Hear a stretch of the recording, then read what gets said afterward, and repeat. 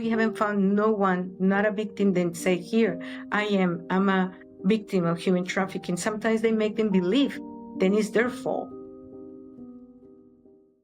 My name is Alma Tucker, and I'm the president and founder of International Network of Hearts in the United States and Red Binacional de Corazones in Mexico. I used to work in the Mexican consulate in San Diego. I was working in the protection department. I remember one case like yesterday. Then they called me from a hospital to support a girl, a 12-year-old girl that was rescued. They brought them illegally through the hills to the mountains. And once she was there with her parents, they forced her to have sex with the members of the group and told her that because the parents didn't pay for her trip to United States, then she has to pay with her own body. She was sexual assault through the night. Thanks God, the Border Patrol brought to the hospital. So when they called me, I drove as soon as I could at the hospital. I hear a little girl crying from one of the rooms. Mommy, Mom, I need my mom. Then I ran to her side.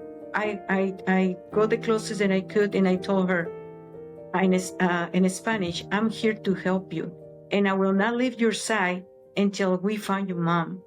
At that moment, I saw a girl breathing deep, kind of like, finally, somebody's going to help me.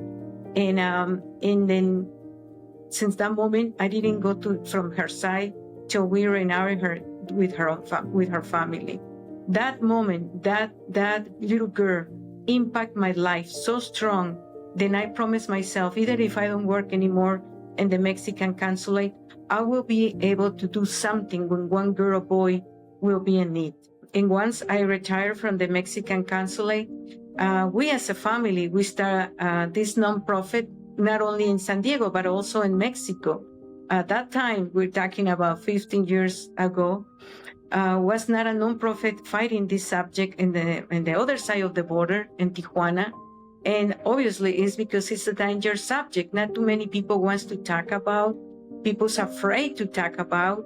But we start the nonprofit, we start creating awareness, we partnered with important organizations. Being in Tijuana, the busiest border around the world, a lot of things happen in bringing people illegally. After we start seeing girls and boys were rescued, it was no place for them to heal. And we opened in 2018 the first shelter at the border for girls. In 2018, we opened the second shelters for boys. Boys are the silent victims. They usually don't talk. They keep it to themselves because they're embarrassed, because people tell them nobody will believe them. In this home, they receive the care that they need, like home, clothes, food, but also therapy, psychological therapy, in some cases psychiatric attention, because it's so much what they went through. We give them education, and in our campus they also have different activities like soccer, basketball, art and craft, yoga. Then it's a complete program for these children, and our goal is to little by little heal them and recuperate their self-esteem and trust to others. When they arrive, they don't trust us. They wondering when they're going to force me to do something that I don't want to do. But little by little, we see them. We're not there to abuse them. We're there to help them. And then we see those kids, they start smiling, they start trusting, and you start finding the best of them. Then our girls were growing up and turning 18, and we opened also a transition house for girls and boys. Then they decide to continue their studies. I can tell you very proud that to this point we have girls and boys that already graduate from university, and this is what moves us. This is our passion. We also do trainings on both sides of the border. We train authorities, teachers, through churches, how to identify victims of human trafficking.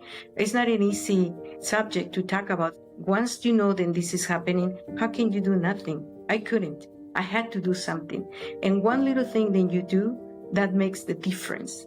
Maybe just sharing with others, we all can do something. Help us to save the one.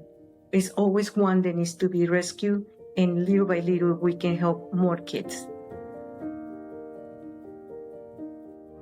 My name is Rosy Orozco, a former congresswoman from Mexico who fought against the cartels and human trafficking. This year, we are launching the Heroes Wanted campaign, shining a light on extraordinary people fighting in the front lines.